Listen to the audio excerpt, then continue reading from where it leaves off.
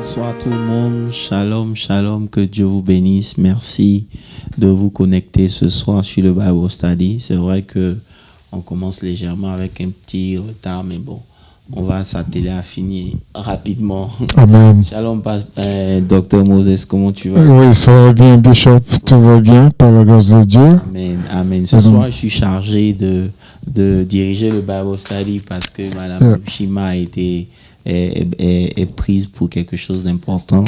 Donc, on la salue là où elle est. Nous la saluons au passage. Que Dieu te bénisse, servant de Dieu. Te bénisse. Voilà, en tout cas, merci pour le temps que vous prenez de nous suivre ce soir pour le Bible Study. Nous prions que ce sera un moment riche en bénédiction. Au nom de Jésus. Et sans plus tarder, je vais prier, on va commencer. Éternel des armées, nous voulons te dire merci. Merci pour ce jour que tu permets. Merci encore pour ce temps dans ta présence. Nous prions que l'Esprit de Dieu nous conduise dans ce Au nom de Jésus. Nous demandons que ton sang couvre tous les équipements. Au nom de Jésus-Christ de Nazareth. Pour la gloire de ton nom. Père, bénis ton serviteur, Pasteur Moses, et bénis tous ceux qui vont nous suivre. Au nom de Bénis-toi Jésus. pour la révélation. Au nom de Jésus, nous avons prié. Amen. Amen, amen. Amen. Amen. Voilà, que Dieu vous bénisse encore une fois de plus et merci encore de partager le lien et de nous écouter ce soir. Amen. Ce soir, je suis dans la joie parce qu'il s'agit de la Pentecôte. Amen, amen. Pasteur Moses, C'est en quelque sorte l'anniversaire de l'Église. c'est l'anniversaire de l'Église, c'est la joie. Amen. C'est l'anniversaire de l'Église, c'est la venue du Saint-Esprit. Alléluia. Et donc, Pasteur Moses, on a eu un dimanche merveilleux. Oui, et riche en événements. Amen. En tout cas, c'est avec un cœur rempli de gratitude que nous avons célébré ce dimanche-là. Et nous bénissons Dieu pour sa fidélité. Amen. Gloire à Dieu. Gloire à Dieu. En tout cas, merci encore. Dimanche, c'était vraiment, comme tu l'as dit, un moment riche. Et c'est vrai qu'on n'était pas dans notre salle habituelle, mais nous bénissons Dieu parce que là où on était, c'était vraiment bien. Il y avait un esprit, il y avait quelque chose de différent. C'est ça. On a senti une certaine légèreté. On a senti quelque chose de merveilleux. En tout cas, que Dieu soit béni. Amen, amen. Voilà.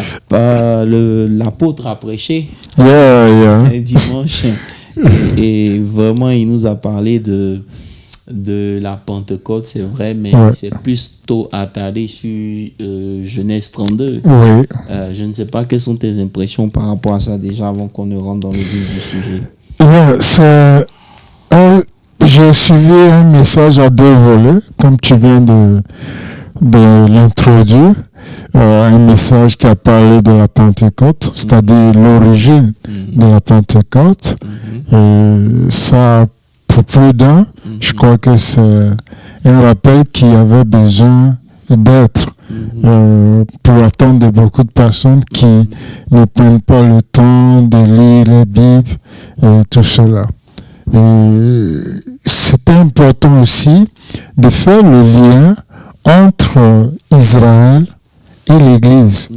Voilà, parce que nous sommes j'ai envie de dire le nouveau Israël aujourd'hui, parce que l'Israël spirituel, c'est l'Église de Jésus-Christ. Tout à fait. Voilà, donc ce que Dieu a fait au temps de la Pentecôte, juif, il le continue encore. Amen. Et le deuxième volet du message, c'était de parler de l'homme en tant qu'esprit.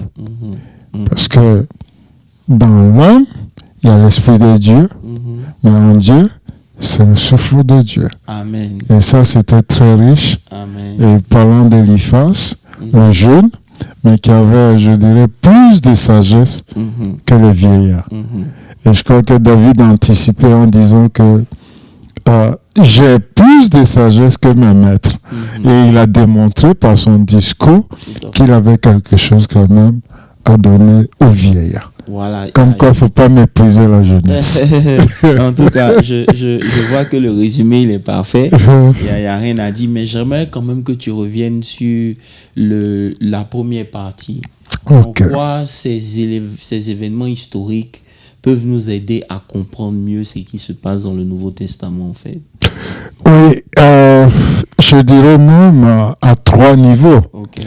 Parce que ça s'est passé dans l'Ancien Testament, dans le Nouveau Testament, et nous concernant en tant que communauté, c'est en train de se reproduire. Tout à fait. Parce que, juste, je dirais la conclusion avant le début, pourquoi c'est le jour de la Pentecôte que le Seigneur juge bon de nous délocaliser. Tout à fait. Parce que moi, je me dis, c'est pas un homme. Tout à fait. Rien ne se passe sans la volonté de Dieu. Même quand elle est une volonté permissive, c'est quand même une volonté. Donc, nous voyons que les Juifs fêtaient la Pentecôte, la Savoie. Il y avait 3 grandes fêtes en Israël. La fête de la Pâque, la fête de la Tente et la fête de la Pentecôte, qui était appelée par les Juifs la fête de la sémence ou de la récolte. De la moisson. La moisson. Et ici, si nous faisons le lien avec l'Église de Christ, c'est le jour-là que Christ a choisi de répandre son esprit. Et on a vu la grande moisson qui est venue par la prédication de Pierre. 3000 âmes ont été gagnées et 13 nations présentes ce jour-là à Jérusalem ont été touchées par l'évangile. Ça, c'est quelque chose de très formidable. Donc, on voit que Dieu, dans sa sagesse, commence l'Église avec la descente du Saint-Esprit. Amen. C'est bien ça. Ça veut dire que Israël fête la Pentecôte pour célébrer le jour où Moïse a reçu la loi. Mais quand Jésus veut commencer son Église, il commence non seulement le jour où on célèbre, où Moïse a reçu la loi, mais en plus de cela, il fait descendre son esprit. Amen. Quels sont selon toi, Pasteur Moses, est-ce que ça veut nous montrer l'importance ultime de l'esprit pour l'Église? Je sais que c'est quelque chose de simple, mais bon, j'aimerais que tu en dises. Oui, je dirais qu'il n'y a pas d'Église sans le Saint-Esprit. Okay. Parce que quand nous parlons de l'Église, la Bible est claire. Christ est la tête de l'Église. Tout à fait. Or, nous voyons que pour que Christ vienne au monde, en 2 termes, le Saint-Esprit l'a transporté dans le sein de Marie. Tout à fait. Donc le Saint-Esprit, en quelque sorte, le Père géniteur de Jésus-Christ. Et encore, pour qu'il fasse son ministère, pendant 30 années en Israël, il était resté inconnu. Il était dans le commun comme tous les autres Israélites. Mais le jour où il a été baptisé du Saint-Esprit a marqué la différence et le début de son ministère. Okay. Et nous voyons encore que à sa résurrection, selon Romains 1, le verset 4, il a été ressuscité par le Saint-Esprit. Donc ces 3 éléments-là déjà nous montrent que Christ n'a rien fait en dehors du Saint-Esprit. Tout comme l'Église ne pourra rien faire en dehors du Saint-Esprit. Donc, si tu dois donner des conseils à ceux qui nous écoutent par rapport au Saint-Esprit, quels seraient selon toi les éléments importants qu'ils comprennent? Parce que Christ est né par le pouvoir du Saint-Esprit. Amen. Il a opéré avec le Saint-Esprit. Amen. Et il a été ressuscité par le Saint-Esprit. Amen. L'Église commence par l'Esprit, dans le Saint-Esprit et tout. Mais on se rend compte qu'aujourd'hui, les chrétiens n'investissent pas beaucoup dans leur relation avec le Saint-Esprit. Quels sont les conseils ou bien quelle direction tu peux nous donner déjà à ce niveau-là pour élever l'importance du Saint-Esprit quand même dans nos vies personnelles? Oui, merci Bishop. Je dirais d'entrée de jeu que, comme je l'ai dit tantôt, il n'y a pas d'église sans le Saint-Esprit. Et quand je parle d'église, on ne parle pas du bâtiment. C'est nous qui sommes l'église de Christ. Donc Dieu nous donne le Saint-Esprit. Maintenant, pour moi, je dirais à ceux qui nous suivent, premièrement, nous avons besoin du Saint-Esprit pour vivre la vie chrétienne. Le Seigneur dit à Israël, et je crois que c'est ce que le Seigneur rappelait à Nicodème, dans Jean 3, le verset 1 à 8, le Seigneur disait à Israël, en Ézéchiel 36, à partir du verset 22 au verset 26. Il disait comme ça que il va enlever le cœur de pierre qui est en eux. Il va leur donner un nouveau cœur. En d'autres termes, le Seigneur est en train de dire là que Israël n'avait pas un cœur réceptif. Et dans la version originale, ce qu'il disait était que je mettrai mon esprit en vous, vous n'aurez plus de foi à faire, parce que mon esprit en vous conduira à faire ma volonté. Donc, si je comprends bien déjà à cette base-là, ça veut dire que tout chrétien qui va essayer de vivre la vie chrétienne sans l'apport et le support du Saint-Esprit aura des difficultés à marcher avec Dieu. Et est-ce que c'est ce qu'on constate de nos jours, en fait? Oui, je crois que c'est ce que nous voyons. Okay. Et comme tu l'as dit tout à l'heure, nous avons besoin d'avoir une communion avec le Saint-Esprit. Parce que sans la communion avec le Saint-Esprit, je veux par exemple lire un verset. Tout à fait. C'est dans 1 Jean le chapitre 1er. Ok. 1 Jean le chapitre 1er. Ok. 1 Jean 1er. Yeah. Le verset... Bon. Tous les versets sont bons, mais commençons au verset 1er. Il dit, ce qui était dès le commencement, ce que nous avons entendu, ce que nous avons vu de nos yeux, ce que nous avons contemplé et que nos mains ont touché concernant la parole de vie. Ici, il parle de Jésus-Christ. Car la vie a été manifestée et nous l'avons vue et nous rendons témoignage. Et nous annonçons la vie éternelle qui est auprès du Père, qui nous a été manifestée. Ce que nous avons vu et entendu aussi, afin que vous aussi vous soyez en communion avec nous. Donc ici, le mot communion apparaît. Et il va plus loin en disant, or, notre communion avec le Père et avec son Fils Jésus-Christ, et nous écrivons ces choses afin que votre joie soit parfaite. Maintenant, le verset 5 et 6 qui m'intéresse, la nouvelle est que nous avons appris de lui et que nous annonçons, c'est que Dieu est lumière et qu'il n'y a point en lui de ténèbres. Si nous disons que nous sommes en communion avec lui, le lui ici est mis pour Dieu, pour Jésus, pour le Saint-Esprit. Parce que qui parle du Saint-Esprit parle du Père et parle de Jésus. Comme le Seigneur a dit en Jean, il dit, si quelqu'un m'aime et qui garde ma parole, moi et mon Père, nous viendrons à lui et nous établirons notre demeure chez lui. Donc ici, le Saint-Esprit dans le chrétien, c'est la présence du Père, c'est la présence du Fils.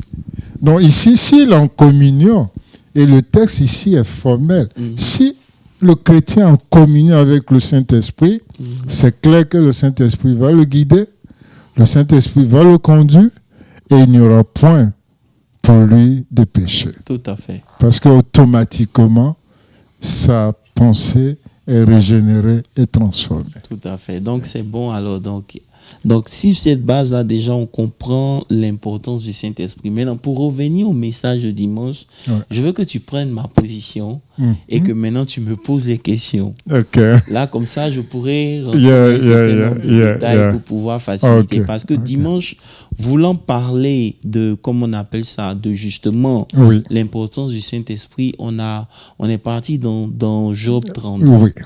Parce que c'est la base. Vous comprenez que dès le départ, l'Église commence avec le Saint-Esprit. Amen, amen. Ça veut dire que les apôtres avaient la parole. Oui, oui. Ils ont marché avec Jésus tout le temps, mais ils n'ont pas pu faire un certain nombre de choses. Oui. C'est vrai qu'ils ont fait des miracles, mais le but de Dieu, c'est que quand Jésus ne serait pas là physiquement, ils aient la capacité à pouvoir continuer l'œuvre.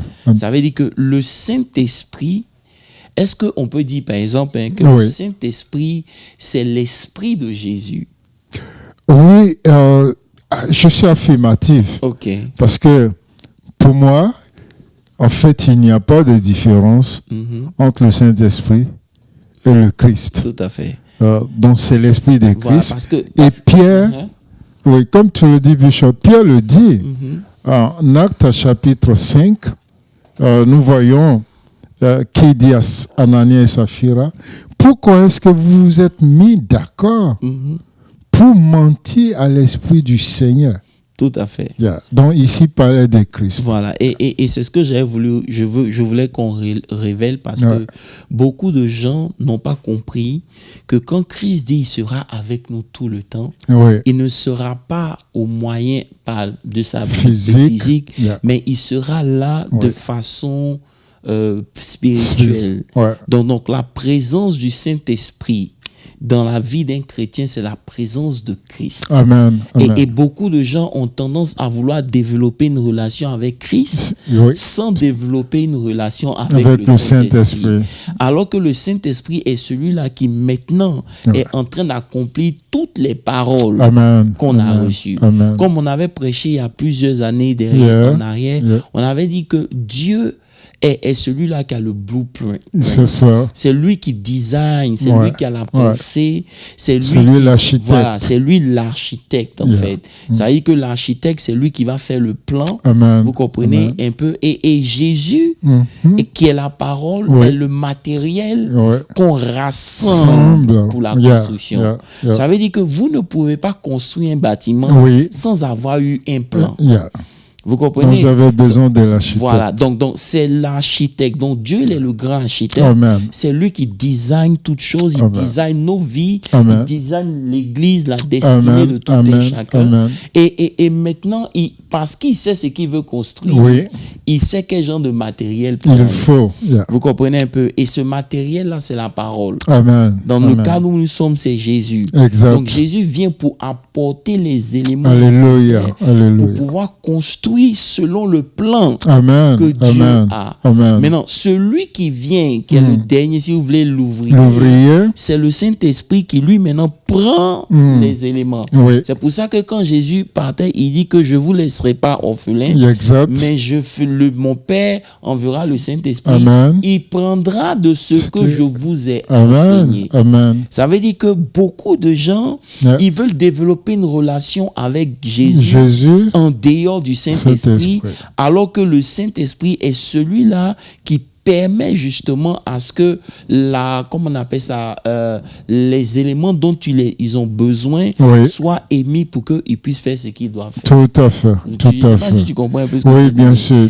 Et dans ce cadre-là, justement, la relation avec le Saint-Esprit devient indispensable. Amen. Indispensable. Ce que tu viens de dire, Bishop, me rappelle un événement qui s'est produit, je crois, 40 ans en arrière, parlant de David Yonggi-Cho, le Bishop David Yonggi-Cho.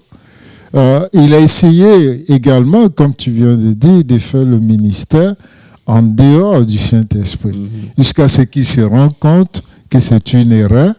Et c'est à la suite de ça qu'il a écrit son livre Bonjour Saint-Esprit, et qui, je crois, a aidé pas mal de chrétiens. Donc, ce que tu dis est réel. Les chrétiens aujourd'hui essaient d'avoir une relation avec Jésus-Christ sans passer par le Saint-Esprit. Or, c'est Jésus lui-même qui nous a donné le Saint-Esprit. Voilà. C'est lui qui a introduit le Saint-Esprit. Et le Saint-Esprit maintenant va utiliser les paroles qu'on a reçues de lui et nous les faire connaître pour les manifester. Donc, si vous nous écoutez, vous devez comprendre que ce qu'on essaie de relever ici, c'est l'importance du Saint-Esprit. De la même manière que l'Église de Christ qui avait reçu la parole ne pouvait pas commencer sans que le Saint-Esprit ne vienne. Tout à fait. C'est ainsi pour nous aussi pareil. On ne peut pas avoir une relation avec Christ en dehors du Saint-Esprit. C'est clair. Le Saint-Esprit devient un élément crucial.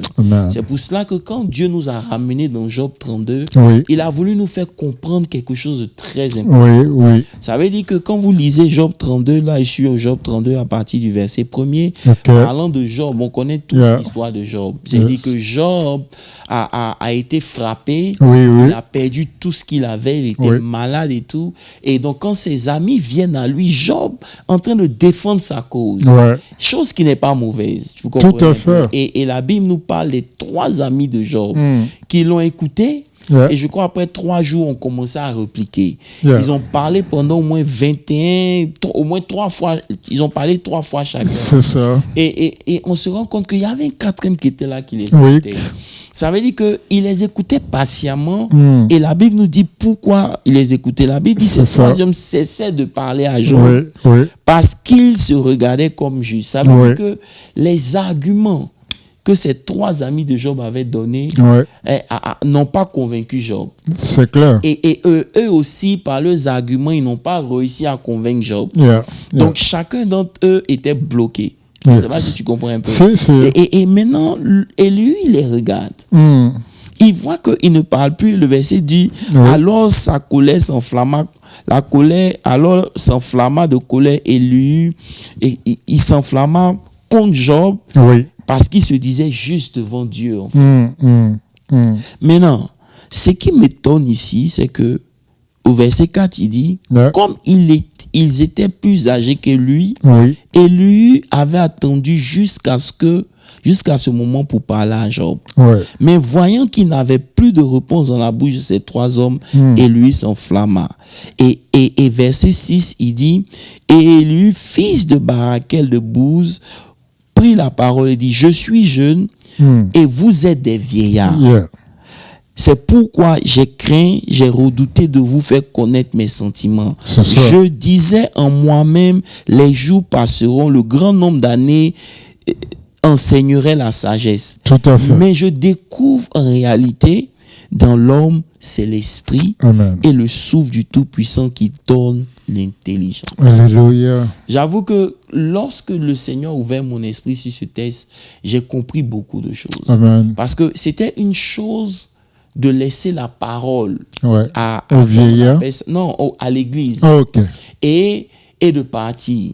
Mais vous allez voir que sur le chemin d'Emmaüs, Jésus parlait de la parole. Tout à fait. Et la Bible dit que effectivement les disciples, il y avait quelque chose en eux. Mais la Bible précise qu'il leur ouvrit l'intelligence afin qu'ils comprennent les Écritures.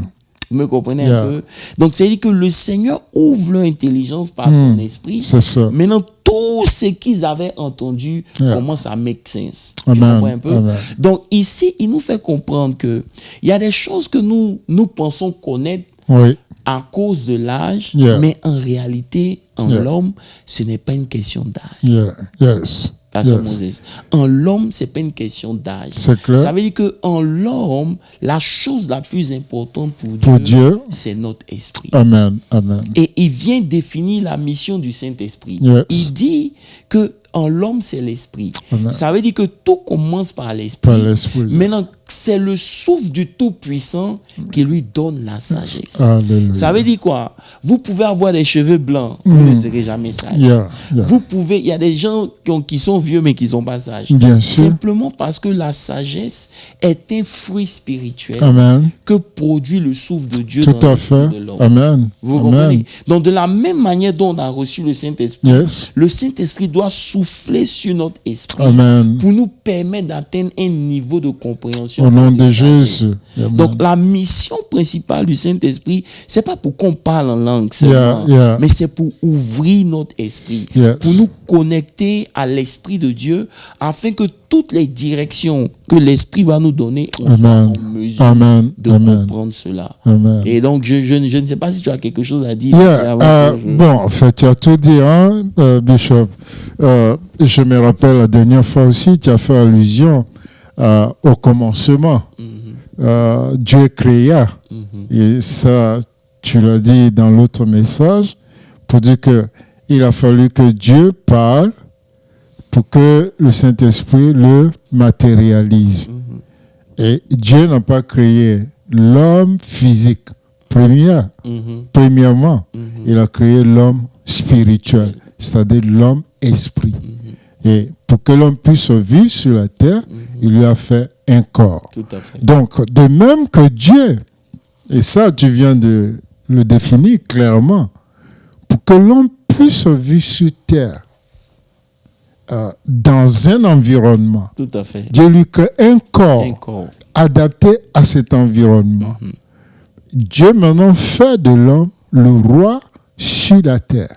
Et comme Dieu, saint gentleman, il ne viole jamais ses promesses. Tout à fait. Dieu maintenant qui veut vivre sur la terre, qui veut régner sur la terre, il ne peut pas passer outre l'homme.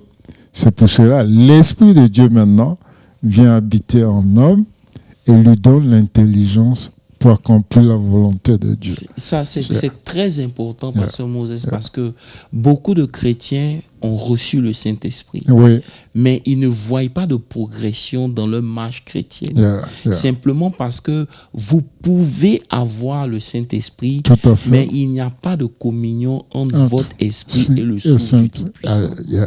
Vous comprenez un peu? Et c'est ça qui fait qu'on reste toujours à des proclamations, on fait de la religion sans être puissamment transformé.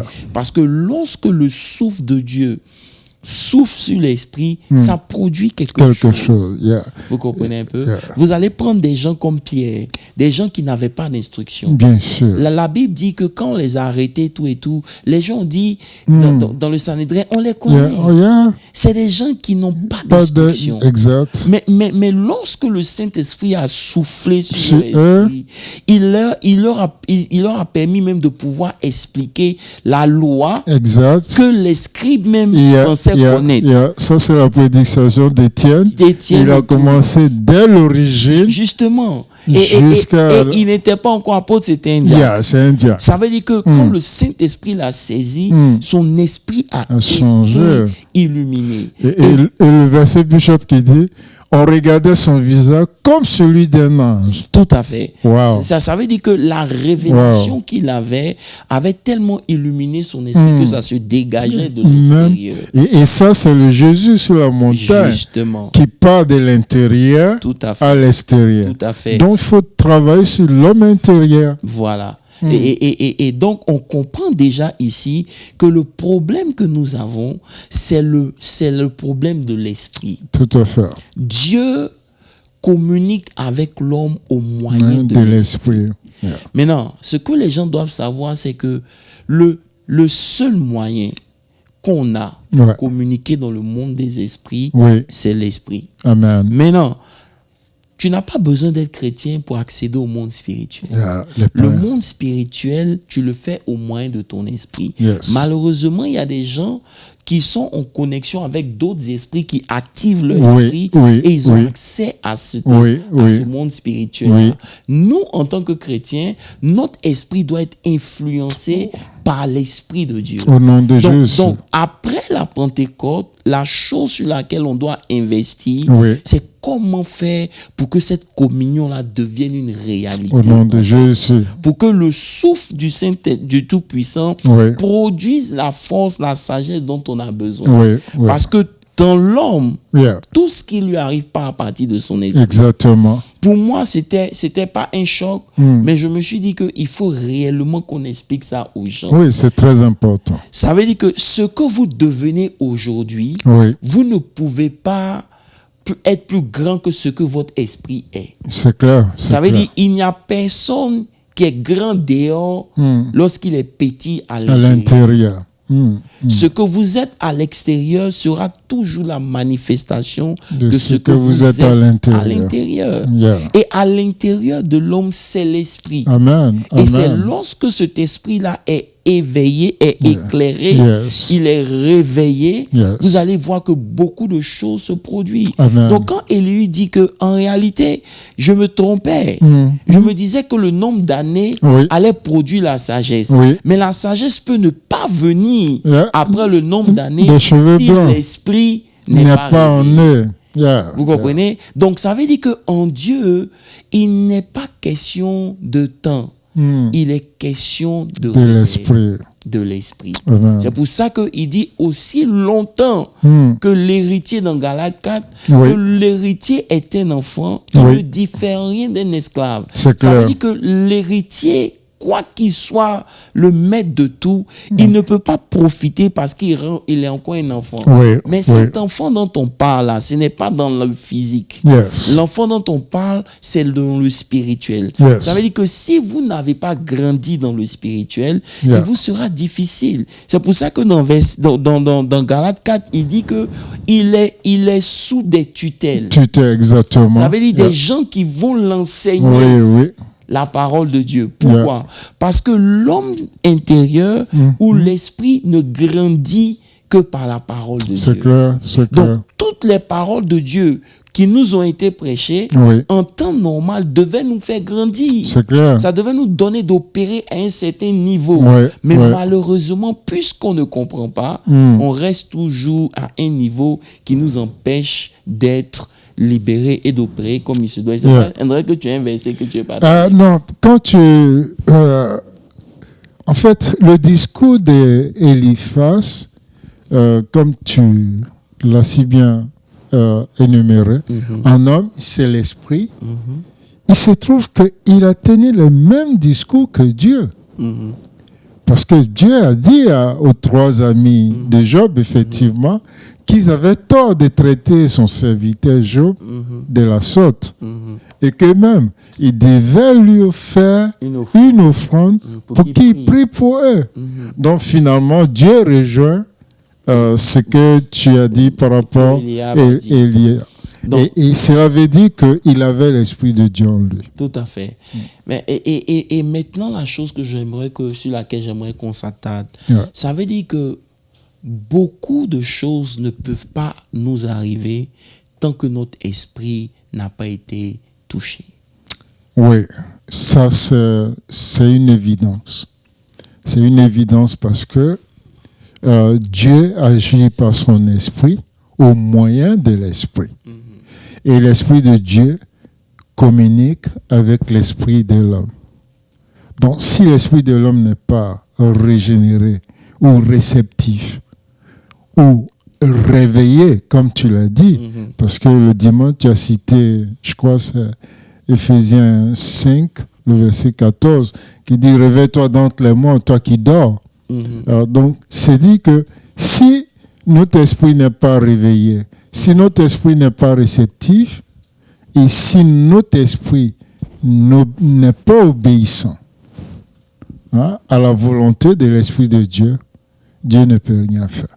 Donc tu es d'accord avec moi quand dimanche je disais que donner notre vie à Jésus fait de nous des enfants de Dieu.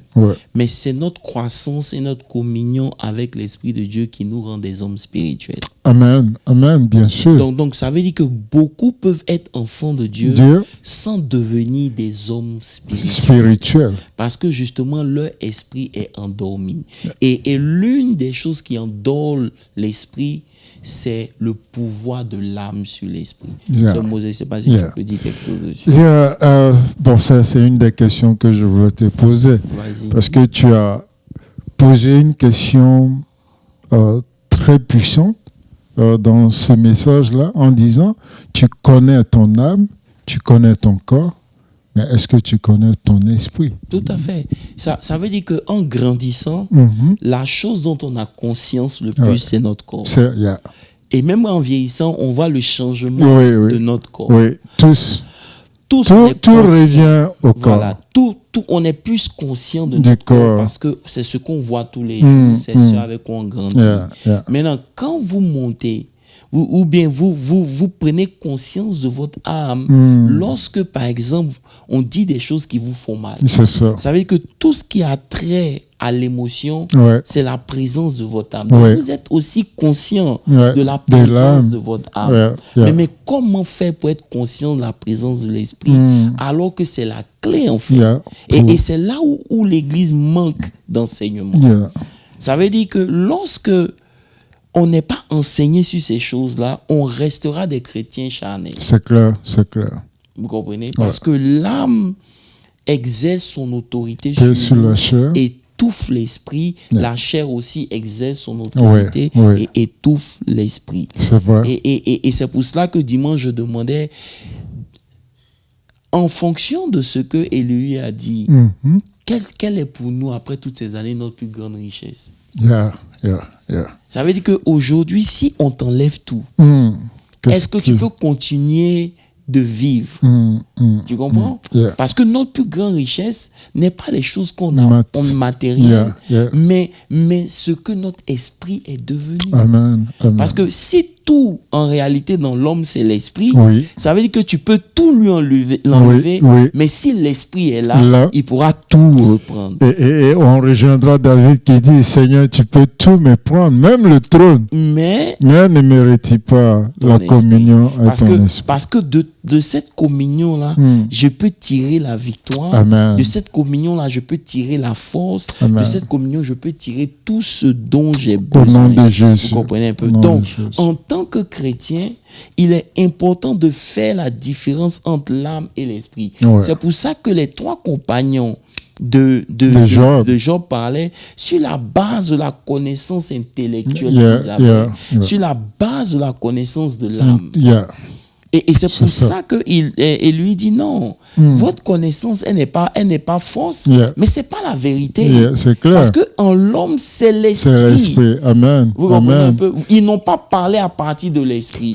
La source n'était pas leur base d'expression, mais c'était leur intellectuel, leur intelligence. C'était du moins les expériences de la vie qu'ils avaient vécues. Pour dire que si ça arrive, c'est que Dieu t'a puni. Alors qu'en réalité, lorsque vous êtes en esprit, vous mesurez la situation de façon différente. Et c'est pour cela qu'en tant que chrétien, il est important que nous comprenions la différence entre l'âme et l'esprit. C'est une distinction que nous devons faire. Nous devons la faire. Nous devons pouvoir voir qu'est-ce qui diffère de l'esprit et qu'est-ce qui diffère de l'âme. Vous comprenez un peu? Et je crois que, je ne sais pas si c'est dimanche, je suis bien dans la prière, mais le premier élément qui nous permet de faire la différence se trouve dans Hébreux 4, le verset 12. Dans Hébreux 4, le verset 12, il dit: car la parole de Dieu est vivante et efficace, plus tranchante qu'une épée quelconque à double tranchant, pénétrant jusqu'à partager l'âme et l'esprit. Alléluia. Ça veut dire quoi? Ça veut dire que lorsque vous êtes dans la parole de Dieu, la parole de Dieu va s'atteler à faire cette séparation pour vous-même. Au nom de Jésus. Parce que vous saurez si vous obéissez à l'esprit ou pas, sur la base de l'obéissance à cette parole de Dieu. C'est pour ça que dans le live, dans la prière, je disais, et je ne sais pas c'était quel jour là, il y a 2 choses qui représentent l'homme spirituel en réalité. La première des choses, c'est la décision personnelle que le chrétien prend à se soumettre à la parole de Dieu. C'est ça. Ça veut dire que la parole de Dieu devient maintenant l'autorité suprême sur notre vie.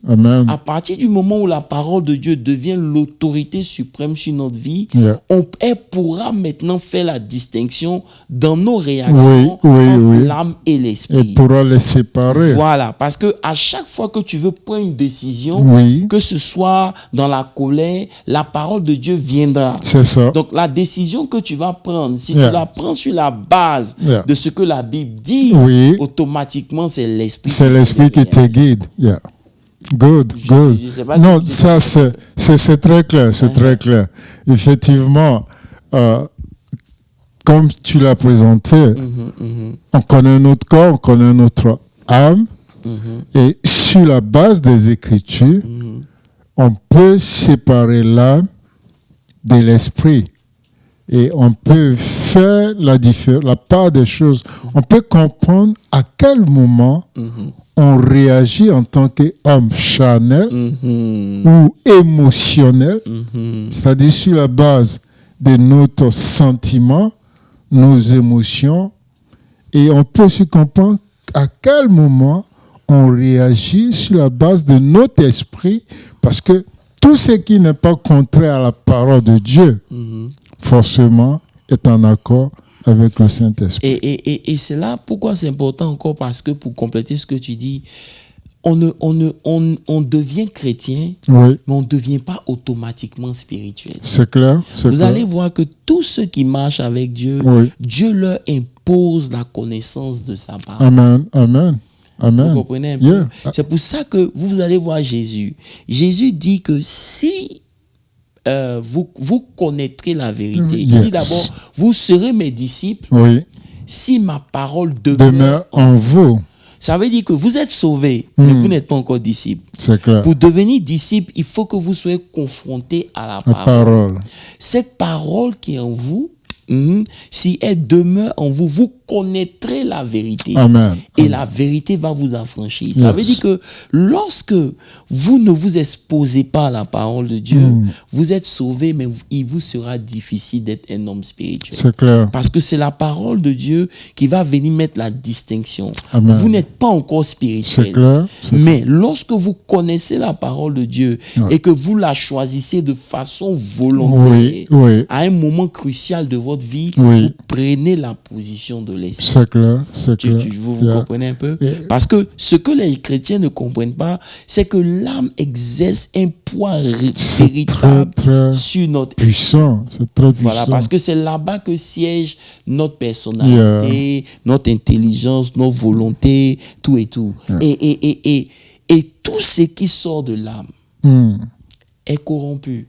Ça, Parce que la partie de nous qui est sauvée, oui, c'est l'esprit. c'est l'esprit. Yeah. Ce n'est pas l'âme. Ouais, Donc, ouais. les émotions peuvent nous entraîner en dehors de la parole de C'est Dieu, en clair. dehors de la volonté de Dieu, C'est clair. simplement parce que c'est une partie de nous qui va être sauvée. C'est clair. Tu comprends un peu? Et quand tu dis ça, je revois Pierre. Le même Pierre qui a eu la révélation que Christ est le Fils de Dieu Tout vivant. à fait. Ça, c'est l'esprit. Tout à fait. Et quelques mètres Après, le même qui dit jamais tu ne mourras pas. En fait, il s'oppose là à la volonté de Christ. et ça, c'est son âme. Et c'est son âme qui parle. Et quand Jésus s'adresse à lui, alors il dit arrière de moi, Satan. Donc nous voyons ici que nos émotions nous conduisent en dehors de la parole de Dieu et de la volonté de Dieu. Et pour ajouter encore, je me rappelle aussi, on avait parlé de Jésus. Ouais. Quand Jésus finit son jeûne de 40 jours, Ouais. il a faim. C'est ça. Ce besoin est un besoin physique. Yeah. C'est normal. Et naturel. Et naturel. Donc le diable vient lui dire, écoute, tu as faim. C'est ça. Si tu es le Fils de Dieu, ordonne que ces pierres Deviennent deviennent du du pain. pain. Et Jésus dit Et non. mange. Pourquoi il a dit non? Il a dit non parce qu'il ne veut pas mettre le besoin physique Yeah. avant En le avant. besoin de l'esprit. C'est clair. C'est vrai que tu as des besoins. Et comme je disais, souvent on jeûne et on ne veut pas avoir faim. Yeah. Ça ne make pas sens. C'est clair. On jeûne pour que notre esprit soit fort. Oui. Mais la chair va toujours réagir. Réclamer. Mais lorsque la chair réagit, nous, on arrête le jeûne Yeah. pour satisfaire la chair. La chair. Et donc, il est difficile pour nous, justement, d'opérer dans le spirituel parce que la chair va toujours nous ramener vers ce désir. Donc, Jésus établit la priorité. Amen. Il dit non, le plus important, c'est que l'homme doit vivre de toute parole qui sort de la bouche. Amen. C'est-à-dire que Amen. lorsque l'esprit est nourri, Yes. il a la capacité de fortifier le corps et l'âme. Tout à fait. Et c'est pour ça qu'en tant que chrétien, on doit choisir la parole de Dieu comme autorité suprême sur notre vie afin de pouvoir activer ce côté spirituel de Au nom de Jésus. Sinon, l'âme qui vient avec nos émotions va toujours essayer d'étouffer l'esprit. Donc, le seul moyen qu'on a, parce qu'on ne voit pas l'esprit. Oui, bien sûr. Parce que Moses, tu ne vois pas mon esprit, je ne vois pas ton esprit. Bien sûr. Même ton âme, je peux ressentir l'état de ton âme au travers peut-être la face de ton visage, au travers tes Comment je réagis. tes réactions. On peut sentir que celui-là, son âme est un peu froissée ou bien il est fâché. Mais quand il s'agit de l'esprit, c'est délicat. Donc, le seul moyen, en tout cas pour le moment, qu'on a, parce qu'on n'est pas encore rentré en profondeur, c'est la parole de Dieu. Amen. La parole de Dieu va toujours ramener ton esprit sur ce qui est spirituel. Amen. Parce que Jésus a dit, mes paroles sont esprit et vie. Amen. Vous comprenez un peu? Amen. Donc quand vous vous pliez sur la parole, vous vous pliez sur l'esprit. Alléluia. Mais lorsque la parole n'est pas votre autorité, et que vous prenez des décisions sur la base de vos émotions, de votre volonté, vous êtes en dehors de l'esprit. C'est clair. Et c'est pour ça que dimanche, je disais que l'âme ne vous dira rien sur Dieu. C'est clair. Elle vous dit tout sur vous. Exact. Comment tu te sens? Comment ça te fait mal? Comment tu as besoin de ça? L'âme ne vous dit rien. En fait, elle vous communique les 5 sens. Voilà. Elle va vous communiquer les émotions. Alors que l'esprit, il vous communique la vérité. Amen. Vous comprenez un peu? L'âme va vous dire ce que vous pensez. C'est ça. Mais elle ne va pas vous dire ce que Dieu pense. Dieu pense de vous. Alors que la parole de Dieu vous dit ce que Dieu pense de vous. Vous comprenez un peu? Quel choix opérer. Voilà. Et l'âme va vous dire ce que vous ressentez, mais pas ce que Dieu ressent. C'est clair. Donc, si vous voulez savoir ce que Dieu ressent, vous devez vous plier à la parole de Dieu. Et c'est comme ça. Mais aussi longtemps que la parole de Dieu ne devient pas cette autorité sur nous, on restera des chrétiens charnels. Parce que la fonction principale de notre esprit, c'est pour nous permettre de nous connecter à l'esprit de Dieu. C'est le lien qui comment on appelle ça? Qui coordonne ou qui connecte l'homme au monde spirituel. C'est son esprit. Vous comprenez? Voilà. Ça veut dire que vous avez besoin de comprendre ça. Et Jésus a été clair quand il parlait à Nicodème. Il dit tout ce qui est chair est chair. Tout ce qui est esprit est spirituel. Ça veut dire que vous ne pouvez pas prendre votre intelligence pour comprendre les choses de l'esprit. Il vous faut la foi. C'est il faut que l'Esprit de Dieu illumine votre intelligence. Vous comprenez un peu? Voilà. Et dimanche, à cause du temps, on va juste toucher ça. Dimanche, on a donné comment on appelle ça? Éphésiens 3, le verset 16, où il est dit, afin qu'il vous donne, selon la richesse de sa gloire, d'être puissamment fortifié par son esprit dans l'homme intérieur. Alléluia. Ça veut dire quoi? Ça veut dire que un autre moyen qu'on a, puisque en l'homme c'est l'esprit, un autre moyen qu'on a, c'est notre homme intérieur. Amen. Ça veut dire que lorsque l'homme intérieur a perdu sa force, on doit savoir automatiquement que on n'est plus en train d'opérer par l'esprit. C'est clair. Est-ce que tu peux ajouter quelque chose par ce mot? Oui, parlant de l'homme intérieur,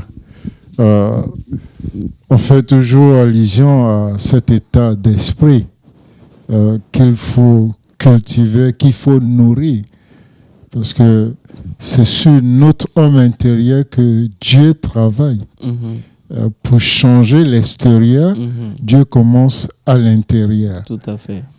Et comme on l'a dit depuis le début, nous on s'attarde plus sur l'extérieur.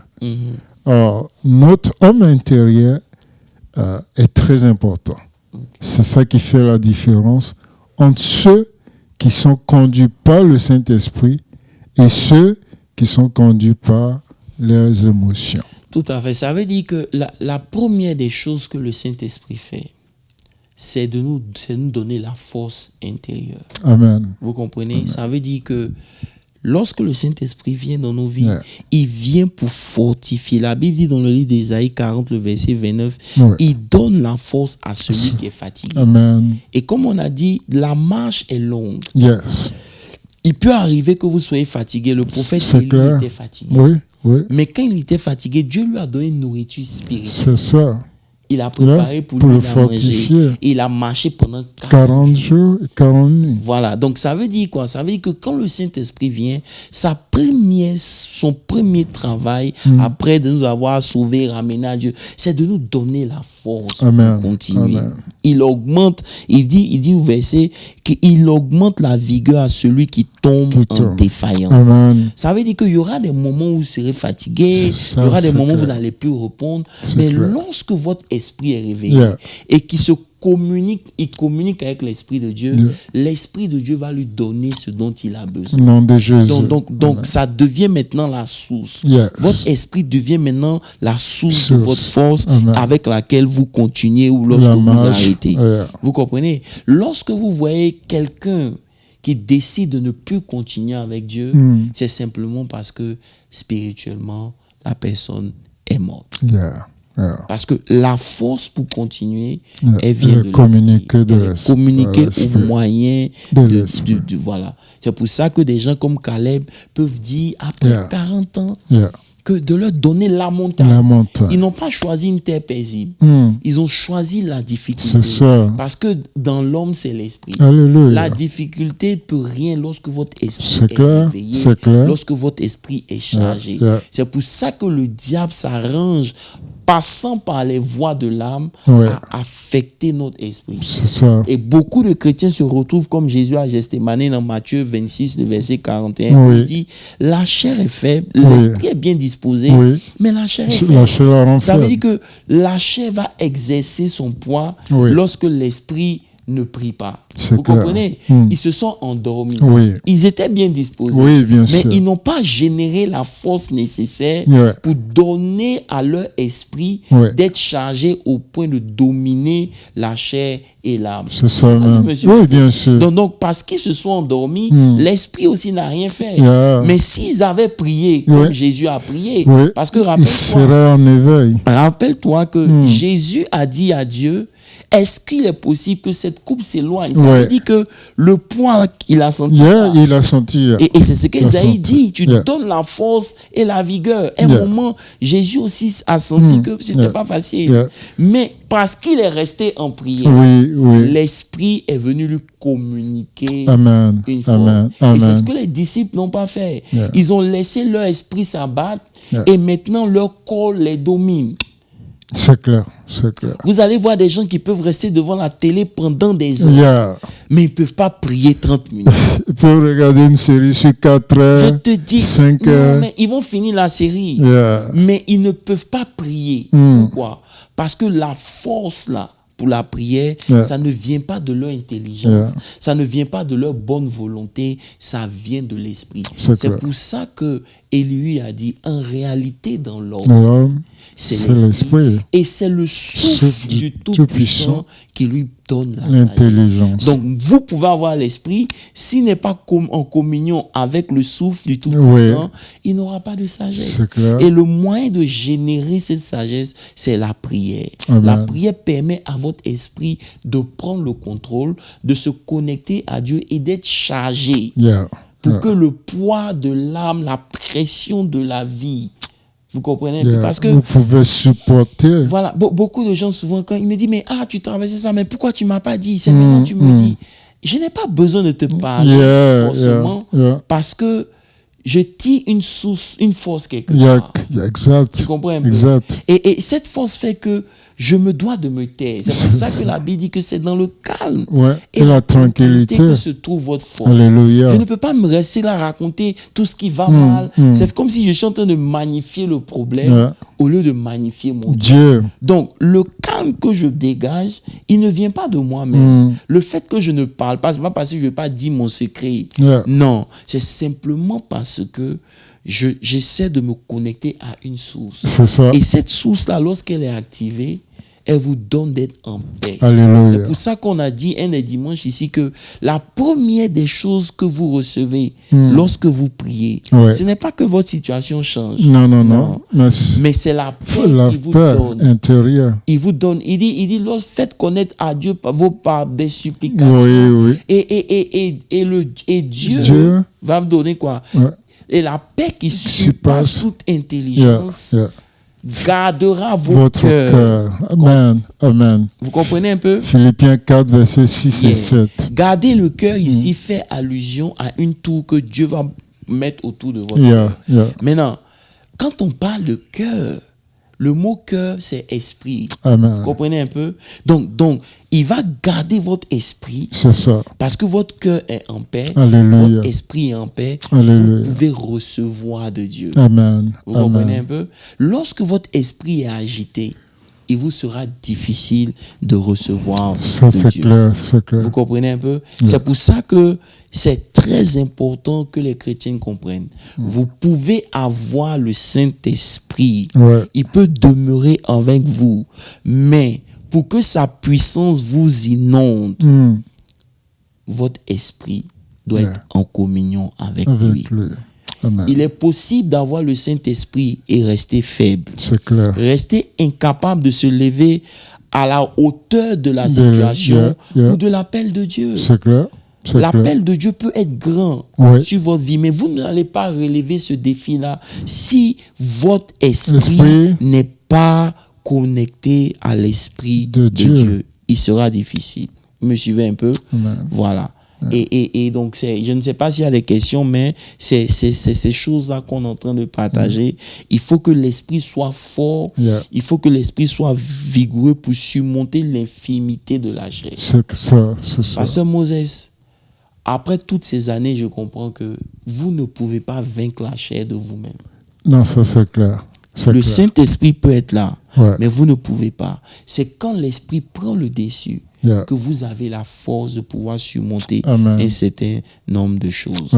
Et vous allez voir que lorsque l'Esprit est fort, vous pouvez aborder une situation difficile avec une paix intérieure. Donc, la paix intérieure qu'on a mesure la position de notre esprit. C'est ça. Lorsque vous êtes troublé à l'intérieur, c'est un signe que votre esprit est en train de s'affaiblir. Et au lieu de sombrer, vous devez vous réveiller dans la prière pour permettre à cet esprit-là d'être connecté pour que le souffle du Tout-Puissant puisse lui communiquer la sagesse. Un esprit faible se laisse aller à la fatigue. C'est clair. Incapable d'affronter l'oppression, incapable de... Et puis ce qui est dangereux, Pasteur Moses, c'est que quand votre esprit est faible, vous vous livrez à toutes sortes d'imaginations. Un sentiment d'échec va vous accompagner. À la dépression. Une dépression, et il y a un esprit de comparaison qui Oui. Alors que lorsque ton esprit est fort, malgré toute adversité, les sentiments humains se soumettent et tes pensées se soumettent à l'obéissance, à l'autorité de Dieu. C'est-à-dire que tous tes sentiments sont sous le contrôle du Saint-Esprit. Et tu ne laisses pas ton passé revivre. C'est clair. Tu comprends un peu? Tu ne prends pas des voies indépendantes en dehors de Dieu, mais tu restes calme parce que tu sais que ton Dieu est fidèle. Et l'une des choses, pour terminer, parce que je crois qu'on a quand même assez atteint le temps, c'est que ton intelligence, lorsque ton esprit est réveillé, parce que j'ai expérimenté ça, écoutez-moi très bien, ton intelligence va collaborer avec ton esprit. Et ton intelligence va plus s'opposer à l'esprit en te donnant des suggestions. Je ne sais pas si tu comprends un peu. Lorsque ton intelligence ou bien la réflexion commence à t'infiltrer, ça veut dire que ton esprit n'est pas fort. C'est clair. Alors que lorsque ton esprit est fort, même ton raisonnement va t'aider à mieux comprendre que de combattre ce que l'esprit dit. Parce que la fonction de l'intelligence, c'est de rationaliser tout ce qui t'arrive. C'est ça. Je ne sais pas si vous comprenez un peu. Ça veut dire quoi? L'intelligence s'oppose directement à l'esprit. C'est clair. Et lorsque votre esprit est fort, vous allez voir que votre propre intelligence, elle va vous aider à mieux comprendre ce que l'esprit est en train de dire. Et au lieu que vous soyez troublé, vous aurez une paix parce que l'intelligence va se soumettre à la pensée de Dieu. L'intelligence ne devient plus rebelle. C'est clair. Vous me suivez un peu? Et c'est ça qui empêche la foi d'opérer. Devant la foi, il y a l'incrédulité. Pourquoi? À cause du raisonnement de notre intelligence. Tu comprends un peu? C'est-à-dire l'intelligence commence à vouloir opérer sur sa propre sagesse. Simplement parce que l'esprit n'est pas fort. Mais j'ai remarqué, dans tous les cas où l'intelligence se soumet à l'esprit, c'est quand votre esprit est réveillé. Ça veut dire qu'il y a une inondation des pensées de Dieu dans votre esprit qui fait que même votre raisonnement se soumet à l'esprit de Dieu. Donc, le plus grand exploit qu'un homme peut faire, ce n'est pas d'amasser des richesses, mais le plus grand exploit, c'est de développer son homme à devenir un homme spirituel. Parce que en réalité, dans l'esprit, dans l'homme, c'est l'esprit de Dieu. Voilà. Que Dieu vous bénisse. Amen. Je te laisse dire quelque chose. Bon, tout a été dit. Quand le monde avait son standard mesure la sagesse de Dieu, on a tendance à citer Salomon. Et voilà ce que Salomon lui-même dit en Proverbe 3, le verset 5 à 7. Il dit, ne t'appuie point sur ton intelligence. Voilà. Vous voyez,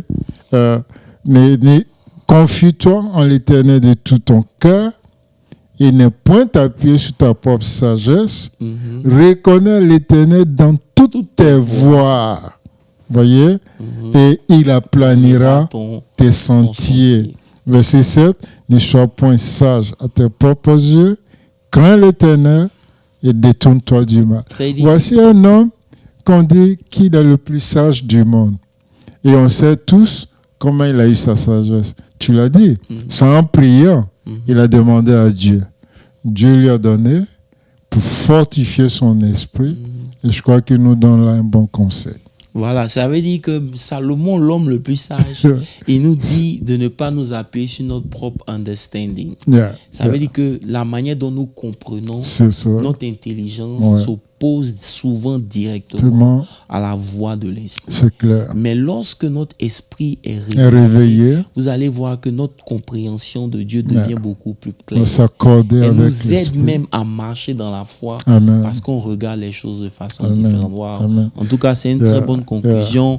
Merci à tous ceux qui nous ont suivis.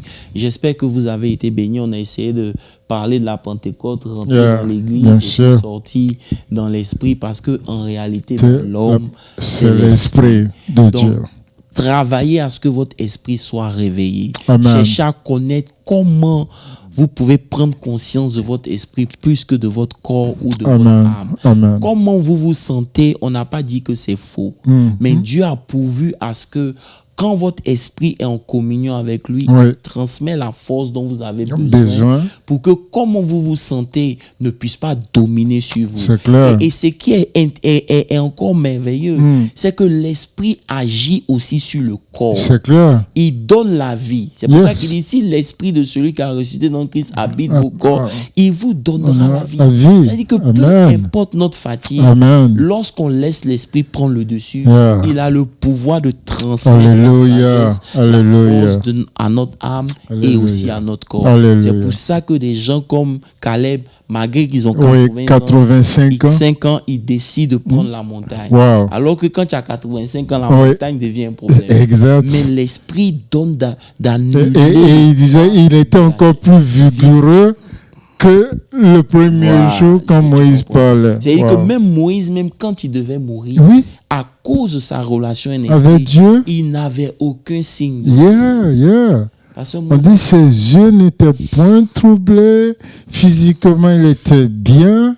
Gloire à Jésus. C'est la vie là qui est là. Bon, anyway, on reviendra dessus. Que Dieu vous bénisse. Amen. Voilà, n'oubliez pas que nous sommes en transition, comme on en l'a dit. On est en train de travailler pour l'achat de notre building. Priez pour nous et que Dieu vous soutienne aussi. Et donc, in the meantime, on se retrouve sur la conférence les vendredis pour prier. Et dimanche, on a notre lieu de prière. Ça ne vous empêche pas de contribuer à bénir l'église par vos dîmes et vos offrandes. Vous pouvez le faire online et on a tout. On va rappeler le numéro. Voilà. Pour ceux qui... Je crois qu'ils ont ça sur le screen, right? Voilà. Vous pouvez rappeler les comment on appelle ça? Voilà. Anyway, vous pouvez nous contacter, vous pouvez faire ça. Mais le plus important, c'est de comprendre qu'on est toujours là. C'est ça. Enfin, c'est les projets qui font qu'on est en transition. On entre en transition. N'ayez pas peur. La GV reste la GV. On a un Dieu grand qui fait de grandes choses. Alléluia. Le témoignage sera puissant. Amen. Juste pour rappeler le numéro de TestGive, c'est le 817 601 13